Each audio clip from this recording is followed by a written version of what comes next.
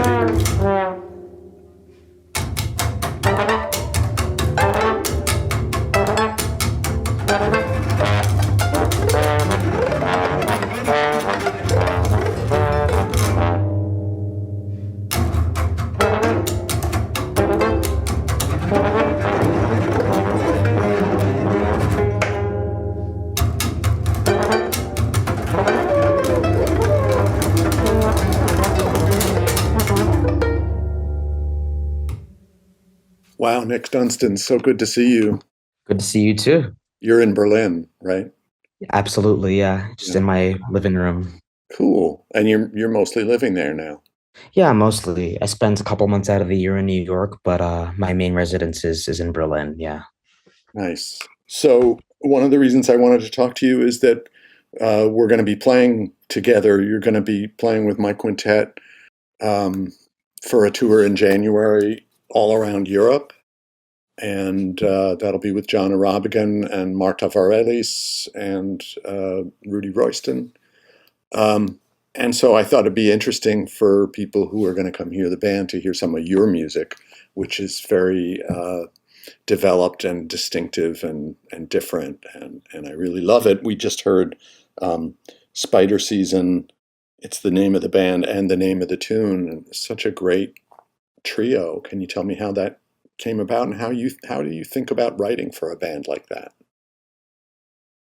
Yeah, well, yeah, thank you, first of all. I'm looking forward to playing and getting back into the music. Spider Season, in many ways, it formed just kind of out of very practical and logistical needs on my part. I basically really wanted to have just like a working trio, one with musicians that I, unconditionally trust musically and professionally. And I wanted to have a trio that I could be flexible with in terms of, playing some, tunes or compositions, but then also developing improvisational languages and structures. So not necessarily just playing compositions, but having kind of distinct ways of improvising freely, basically. So the trombonist, Kalia Vandiver, is someone that I've been good friends with and have had a musical relationship with for a long time. And, we've played in various projects of each other's and have, just gotten to know each other super well over the years. And, she's basically family to me. So that was kind of an easy call. And then, of course,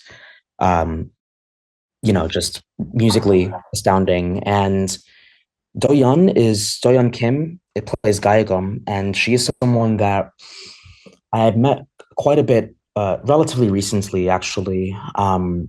And just every time we've played, it's sort of been super interesting and pretty I guess quote unquote natural right away. Mm, And I think Kalia and Doyan had only played maybe once or twice before the three of us got together. Um, but right away we had a pretty kind of strong vibe as a trio, and we've pretty quickly expanded in terms of our well, first of all, our instrumentation. So Kalia incorporates a lot of effects pedals into her work, and mm, she has like her own kind of solo trombone with effects pedals practice. mm, And Doyeon is, pretty much a master of various South Korean traditional musics and improvisational musics, and within that, she's a really wonderful vocalist actually as well. mm. And so that has kind of been folded into the project, into the band as well. So we've been, working, we worked on a few compositions and approaches to improvisation for our first record, which was released a few months ago on Out of Your Head Records. And since then we've been finding ways to, treat these tunes not so in a not so precious way, but kind of really focusing on the improvisational chemistry and developing, methods or approaches or languages or however you want to call it. But what I mean is something that is more kind of situational and something that can be um, adaptable in the moment rather than thinking of it as kind of specific tunes always. So yeah, we had a release concert at Roulette um, a couple weeks ago, Mhm. and and in that performance, it was pretty much almost entirely, in one way, freely improvised, but there were a lot of structure. There was a lot of structure in the music. It just wasn't necessarily um, compositions the way we might think of it. So, yeah, a band that I can To chew make on music with. in Yeah, there, Nick. There's a yeah, lot to chew on right there. Like, yeah. So, but right. I think I get you, but yeah. I just, as a composer myself, and we've worked on composition together in Uh-huh. various different formats, and it's always amazing to me, like the different approaches that people take to writing for improvisers. And that sounds like something you've thought about a lot. And so when you say it was all improvised, but there were structures, but there were no compositions, then I'm like stuck between two chairs, as they say. Yeah, yeah. I mean, So, yeah, but I mean, but it's a band that you write for, and you must write very specific ideas. But you write for them, keeping in mind the openness and the strategies that you all have developed together. Would that be adequate? yeah, I would say so. I would say so. Um, it's I think of it. I mean, there's so many different types of ways of composing for that band in particular. Um, but I would say that ultimately it has to do with kind of broader structures and broader ideas, and then um, sort of filling in the content with our either our tendencies or languages that we've kind of developed as a group. Hmm. What does a page of the music look like? Or do you not bring any on stage? On that gig, we did not bring any on stage, but a page of the music. Well, really, it's not even like a page of the music. It's more like two lines of music, or like a line of text, or like a page of music might be like four or five little fragments that kind of unfold into tunes and then connect in various ways. So we played, for example, at the Bang on a Can Long Play Festival last May, and that was very much. It was kind of like like a page of that music might look like a sort of graphic score roadmap in which each kind of stop on the way would be a little motive to improvise with, or a texture that can evolve in certain ways, and then it would have to like end in a certain way, but could get there a number of ways. So sometimes it's about just writing in starting points and destination points, and then finding our way there. And then other times it could be about um, really sitting in a texture and then seeing where that goes and leaving that a little bit more open ended. And then eventually we snap into something else. The tendons are like the connective tissue often is what is And the time flow, improvised. the roadmap of the sequence of events is choreographed. Yeah, yeah, Nice. I mean, you know, I hear a lot of like really gestural kind of thinking, like writing in terms of just okay, here's the shape of something, that the shape is this, and now we're gonna take it and pull it apart and put it back together and whatever, see where it goes. yeah. Definitely. That's been my approach pretty generally, actually, I would say, over the past couple of years. Hmm. Wow. Mhm. So when we worked on composition together, it would have been 4 or 5 years ago, and I never told you to do any of that. Something Well, happened. No, no, of course I'm kidding. yeah, yeah, But yeah, it's so interesting how writing develops and changes and grows, and hopefully the same for me. But it's yeah. to see in your work. Well, one thing I'll say though about specifically what I learned in studying, with you for composition was, whether intentionally or not, I really felt that one big thing that I took away from you was overall intentionality.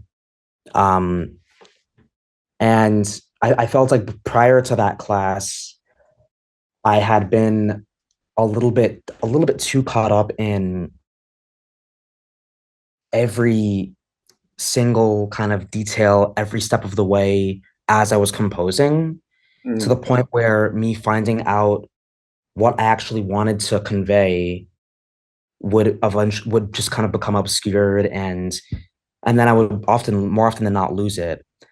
And I felt that through your class, I landed on a very kind of potent sense of just clarity simply, and not losing sight of what I ultimately just the end product basically.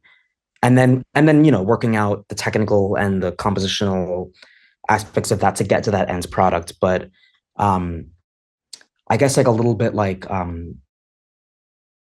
oh, what do you call it? Like A minded, like type A. That's what I'm thinking of.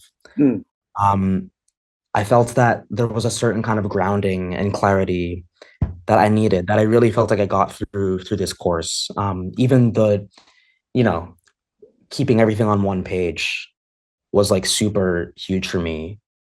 For example, that's my reputation. um, yeah, yeah. I mean, and that alone was great, but like also kind of what that represents, I Mhm. found to be super helpful, and so it's actually a big part of. That means a lot, Nick. Yeah, yeah. So thank you. Yeah, I mean yeah, it's so crucial, and writing, it's always a struggle for me at least. Maybe not for you, but I always feel like, yeah, what do I mean to say in the first place? Yeah, How am I going to get there and get down to the nuts and bolts of how to say this thing clearly? Um, and I love how that works in this trio. Um, I also love how it works in this other band. You sent me a track from your band Sculptura yes, called Jane. Let's just listen yes. to a little bit of that.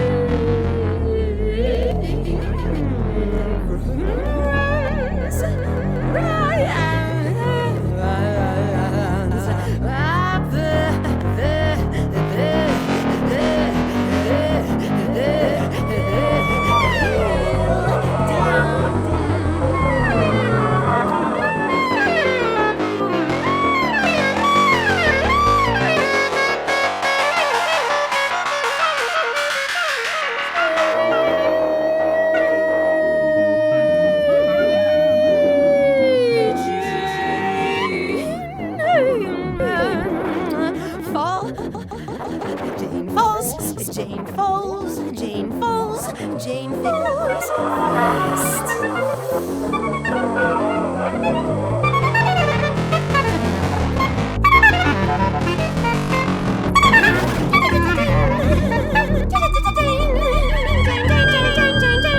Jane falls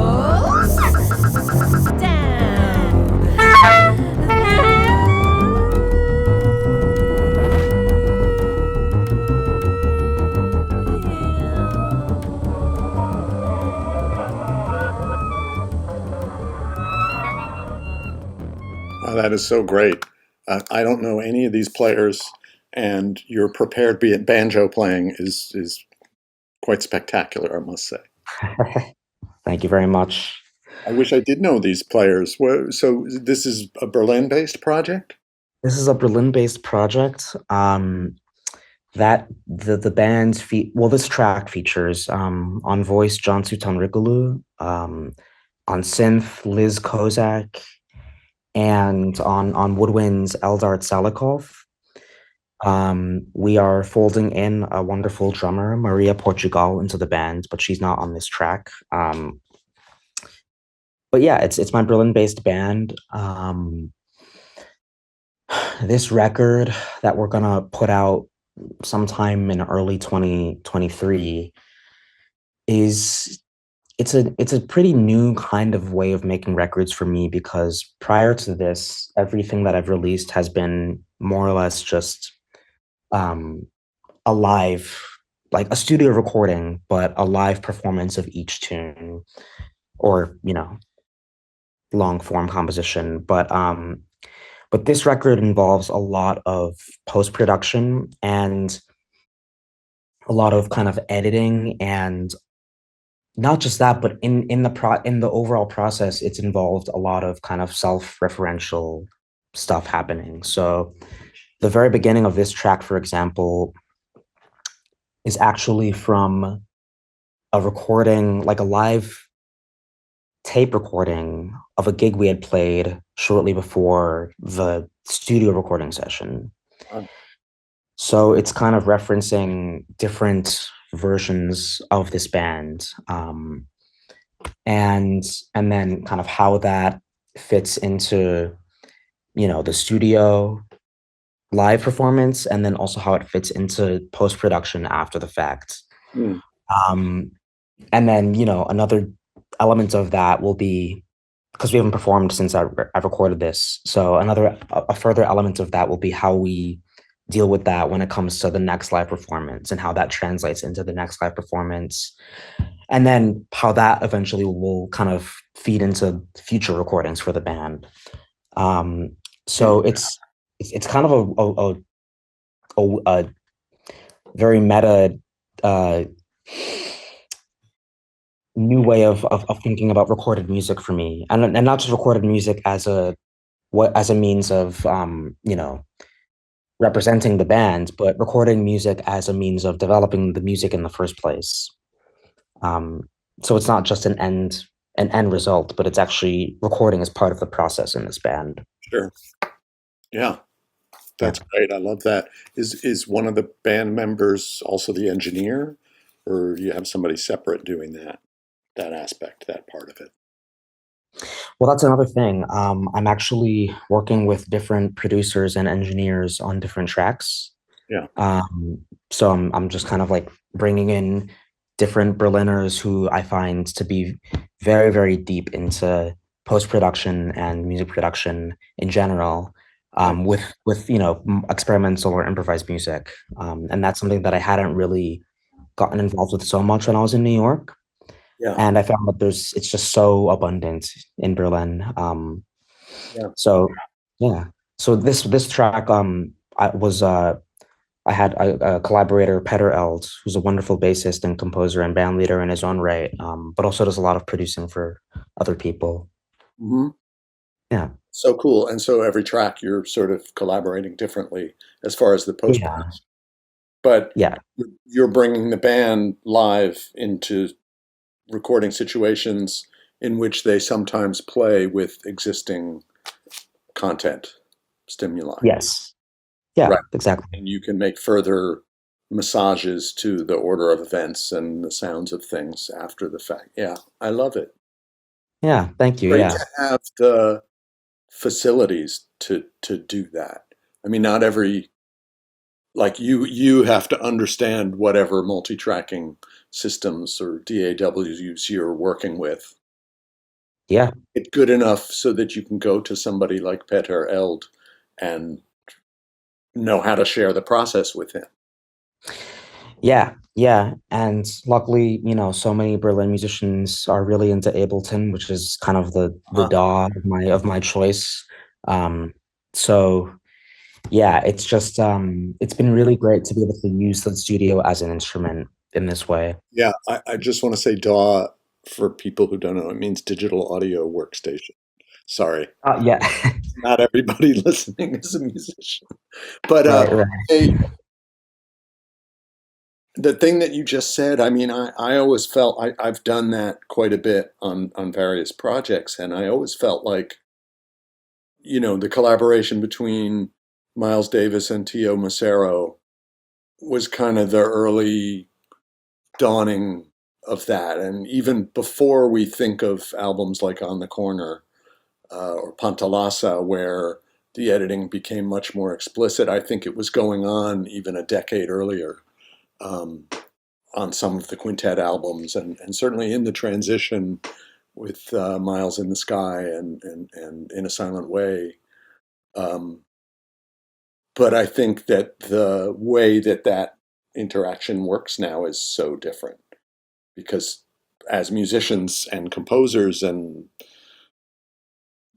I was going to say content producer, but yeah, that's just stupid. But we now get our hands dirty in that process, and I think that is a huge change that is subtle for an outside listener. I think. Hmm. Yeah, yeah, definitely. I mean, yeah, like with I think just with listeners who are aware of, you know, pop produced records, for example. Oh, Um, yeah, yeah, like that kind of like I guess like ceiling of fidelity and really slick edits is we're all aware of it, like not even musicians, but yeah. I think that people hear it in pop music and don't think twice because it's yeah. always been that way. And this whole thing now of remote recording that in improvised music has become more prevalent because of the pandemic. That's been going on in pop music for 20 years at least. Hmm. We sent the tracks out to LA and so played his solo over it. And, they laid down some guitar tracks and that you're right. In pop music, that's just commonplace. So to hear it in Yeah, this yeah, music, it's sort of still an open frontier. absolutely. Yeah. Yeah, and I'm super interested in just how those techniques can be applied to whatever, like philosophies and musical techniques of what we do. I just think it's a cool and interesting you know, well of possibilities, basically. Um, and it permits you to bring the prepared banjo into the mix in a way that might be more difficult in other contexts, would you say? I would say so, yeah. I mean, performing live, because I play bass in this band also. So performing live, it's kind of like a clunky transition bass to anything, bass to a lot of other instruments. In live contexts, so I'm a bit more limited in that way. But for the recording, it's as if I have like four arms, basically. Right. Yeah, going between the two instruments. What got you into prepared banjo?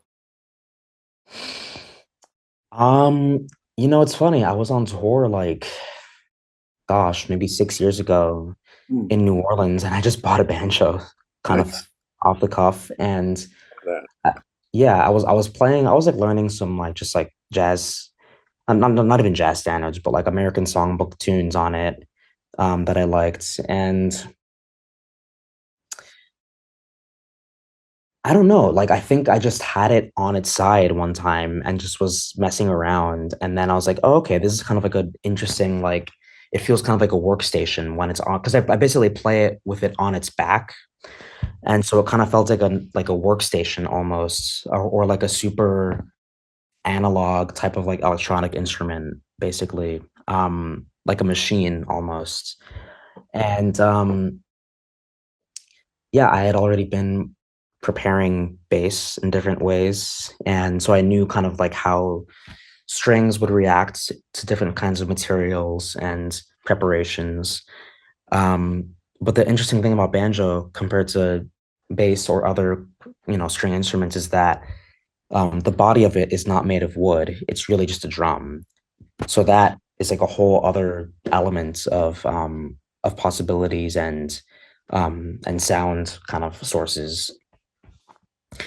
So, and then also it being on its side means you can just kind of put stuff on top of it and use gravity basically as a technical force. Uh-huh. Um,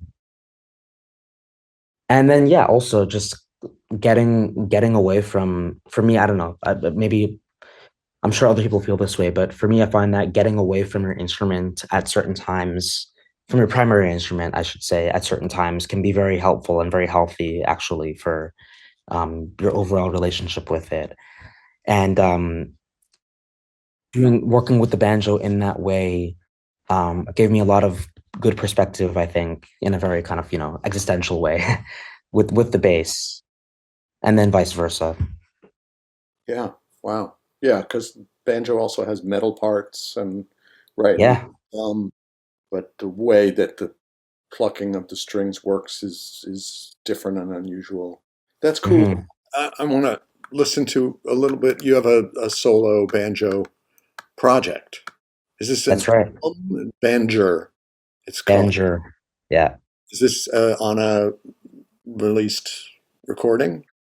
Not yet. I'm still developing it, but definitely there will be stuff coming up for that. Everybody, check this out.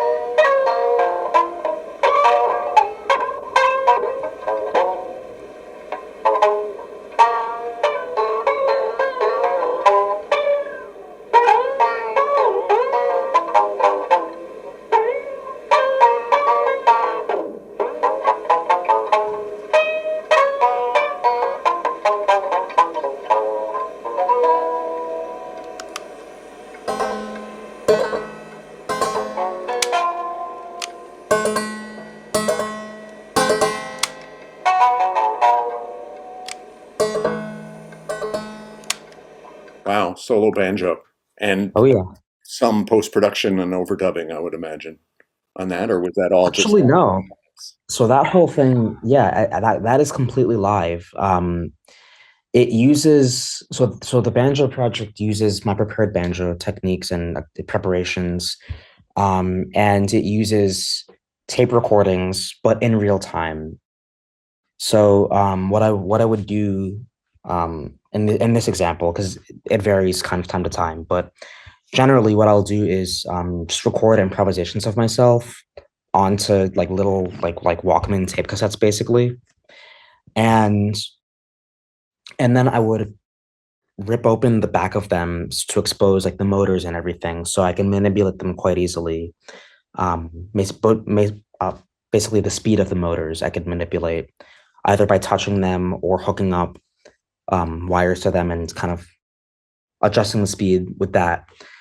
Um, but Torture, sorry, torturing them. yeah, butchering them.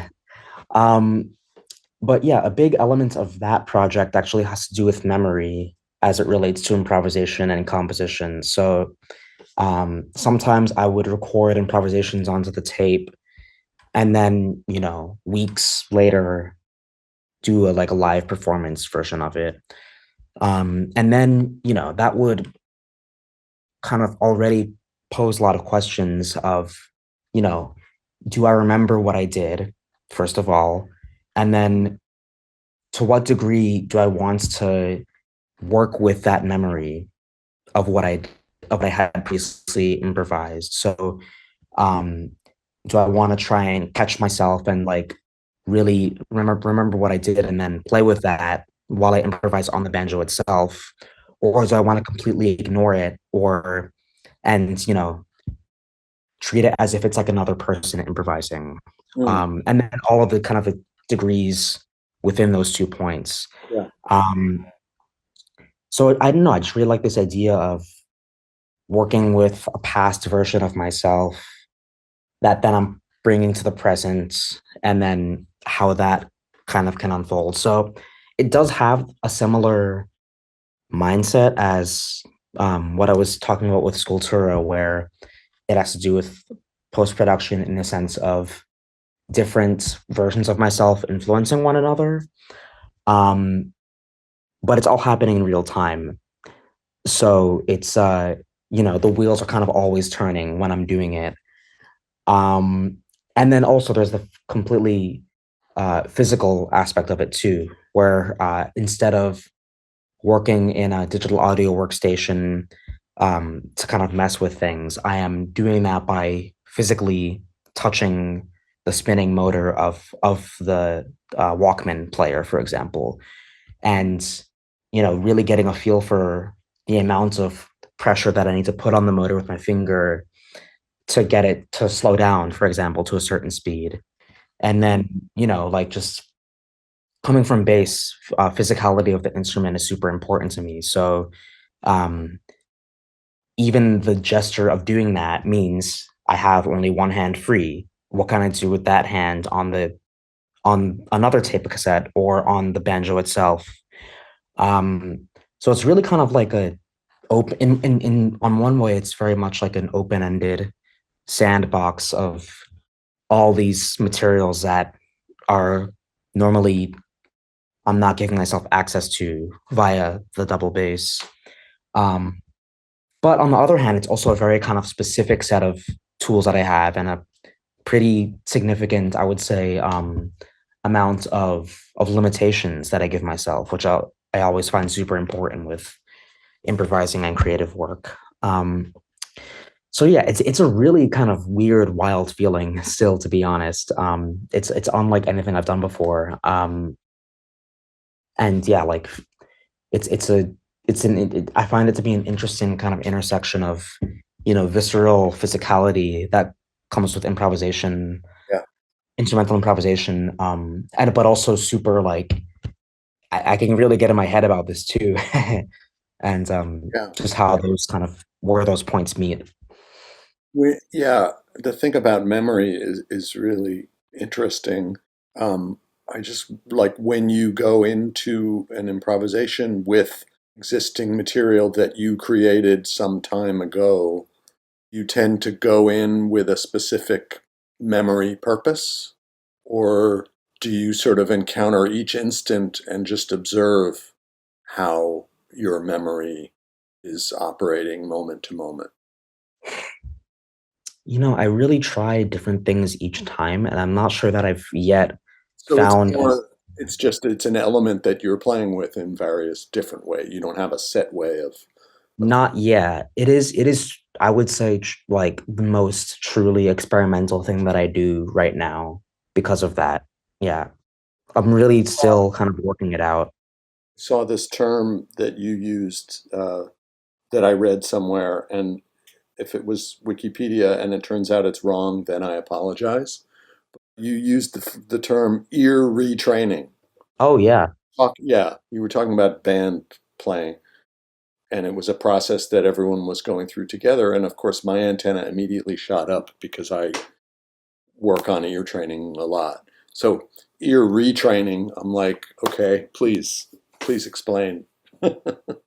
Yeah, yeah. Well, ear retraining is a term that I used in collaboration with a wonderful musician named Kirk Pearson, with whom we created a course, like it's a 10-week course Mm. that takes place over Zoom, and that is called ear retraining. And that is through Kirk's company called Dogbotic Labs, which is a like an audio production company basically, but they do also like different types of courses. And so the whole or one of the main kind of driving forces behind ear retraining as a concept is just um, re-examining biases and approaching music making with this mindset of building your own kind of instruments and ways of not just ways of making sound, but ways of listening to music Mm. in different ways. So we had a week that focused on, for example, record players, and we would send out like a flexi disc with a recording and just really show kind of break down a basic way of making a super basic record player. So like literally a needle attached to a cone and then finding ways to like spin the record in a, more or less smooth way. And then thinking, and through discussion too, that's a big part of it, thinking about the connection between listening to it with whatever mechanism you would find or do to make the record spin. Mhm. So yeah, I mean, it's more about not treating music as this thing that exists in a vacuum, completely devoid of, human context, but really leaning into that. And then from that perspective, either um, either rejecting some of what we know or leaning into it, or probably more likely a combination of both. Um, but yeah, I just like the idea of like the in ear retraining is that we are trained. It's not this like completely neutral, natural thing. It's like very constructed and intentional in many ways. And if we confront that, then we can kind of really get somewhere in a more honest way, I find. Hmm. Wow. I'm just letting that breathe. In and out. Great, Nick. Yeah. So there's this piece that you wrote for five basses, and I think this Yeah, is live recording. yeah, that's a live concert that I Play a sent. little bit of this.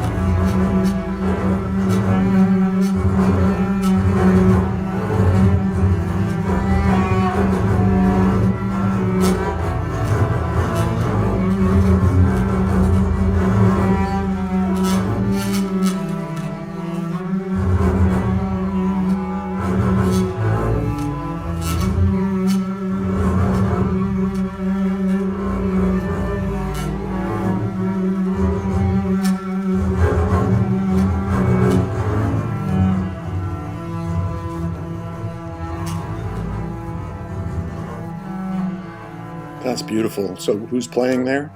On that live performance, that is so all on bass, Kanoa Mendenhall, Hmm. Lisa Hoppe, Eva Lawitz, Almog Sharvit, and myself. So five basses, five Yeah. double basses. Um, it's funny, that piece is actually the oldest thing that of all of these examples of my work Hmm. that I've done. I mean, it's not that old. It premiered in 2019.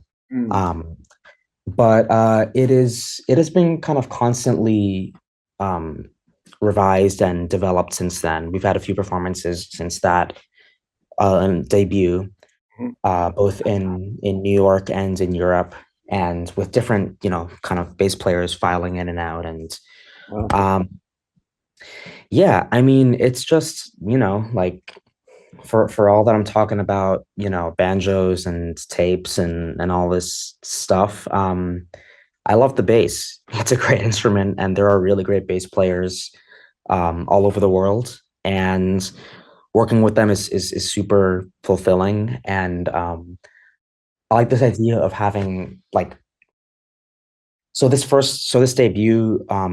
The first version of the piece is about a little bit more than 30 minutes, I think. And then progressively I've been just adding more stuff to it. So like now the piece I think is something like 80 minutes long, like the most recent version that we've done of it, which I unfortunately did not have a recording of to provide for you. But I just like this idea of constantly, massaging it and not letting it really be a finished thing, but allowing it to be a breathing thing, a breathing kind of organism in a way. And it's a piece that really takes time. Takes its time. It's a piece that really indulges in the sound of the bass, and it really kind of mirrors my own personal development with the instrument, Mm. while also drawing inspiration from my fellow bassists and synthesizing that into the overall kind of process. Yeah, so it's just it's very very self-indulgent, I must say. Really?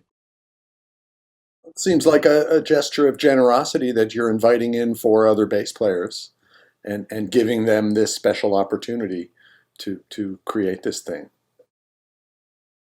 Yeah, I think there's a very kind of uh there's a very special camaraderie, I think, that is implicit between bass players, because oftentimes with the exception of like orchestral players, for example, we're often the only ones in a given ensemble. And um and I feel like one bass is a thing, like it's a very kind of distinct thing that everyone has an idea of. But then as soon as there's more than one bass in a room, it becomes a pretty like ridiculous looking instrument, I find. um and that's something that I've really kind of felt ever since just like kind of gigging in New York, basically. Like as soon as you run into another bass player on the subway, for example, Yeah. it's like a funny thing implicitly. Like it's just a hilarious like just situation to me. And I find that when you get that kind of moment, one of the best things you can do is just double down on it. Except I double down on it five times in this piece. Yeah. And yeah, it's just fun. I don't know what else to say about it. It's just like fun to like be with a lot of bass players, and the resonance is just crazy in whatever room you may be in. The the sympathetic kind of vibrations that you get with each instrument is just so, it really becomes like greater than the sum of its parts. And so I'm really writing the music around that. And of course there are more technical compositional things like motives and Yeah. larger form structures, and these kinds of um, technical approaches to composition for sure. But it's really just about sound for me ultimately, and how much I can indulge in that while also creating compelling momentum and different, shapes and gestures on one hand, but also a lot of it is very specific and very much focusing on pretty like precise uh, what should I say? Utterances, I'll say, as well. And the process too of just teaching the music to people and bouncing back ideas. It's never just like me teaching the music because oftentimes I'm not the best bass player in a given performance. And so I'll try things a certain way when I'm teaching the music, but then someone will have a better fingering or a better bowing or something kind of like nerdy bass things that only, you Sure. know, 2% of the listeners of this will be into, but it's so fun. And I think that the camaraderie really comes through on stage. And that's, I'm curious, yeah, have you super played important. Mark Dresser's Deep Tones for Peace? The Um, multi-bass project that Mark Dresser yeah, you with have? William Parker. I've done a couple of those. Yeah. Yeah. Nice. And yeah, exactly. It's like, yeah, like only bass players would like be really into that. And like I know you understand also like from like fonts, like you know how it is when you get with people with other instrument. Like it's just Well, it's one of the uncanny.